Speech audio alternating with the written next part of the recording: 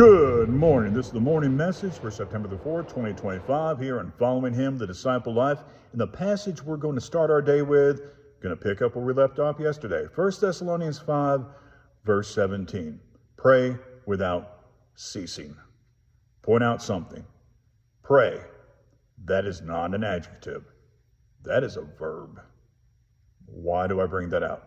That's not a descriptive term there. That is an action word. Because sometimes people will explain this verse, say, well, it means have a prayerful attitude. What does that look like? What does that feel like? Is prayer there an adjective describing an attitude? No, it is an action that is supposed to be ongoing. Now, we understand, of course, we have to fit things together, see what this doesn't mean. This doesn't mean literally always praying at every moment. I mean, you can look to the New Testament, you can see with Jesus himself.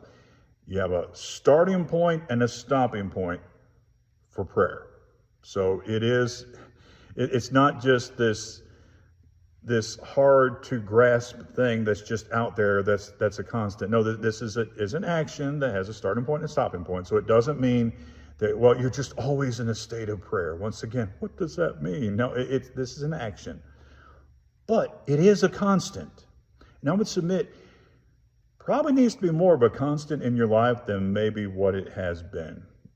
Sometimes we might understand that verse doesn't mean have a prayerful attitude, so we don't go that way with it. But then maybe we go the other direction. And it's like, well, yeah, prayer is a constant in my life.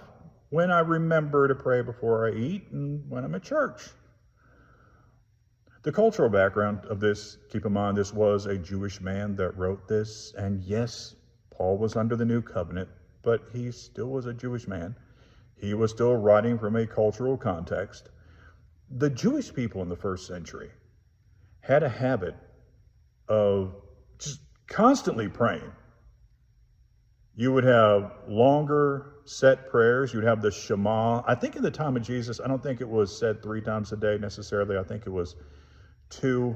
Some of those, to find out the exact details of some of that stuff, then it's hard to nail it down exactly. But you had the Shema that was constantly stated, at least at the beginning of the day, and I think towards the end of the day. There was a bedtime prayer. There was the prayer that you said upon waking. See, they would have these shorter prayers that they would pray. A bunch of different shorter prayers. A prayer upon waking, a prayer, before you eat bread, a prayer before you eat this food, a prayer to go with this event. Like there were all these different prayers, blessings that they would call them, because these prayers might begin with something like, blessed are you, Lord our God, or something along those lines, where it's not that you're blessing something, that you're giving something anything, but you are acknowledging the blessed status, the glorious status of the one that has blessed you, that has given you this blessing.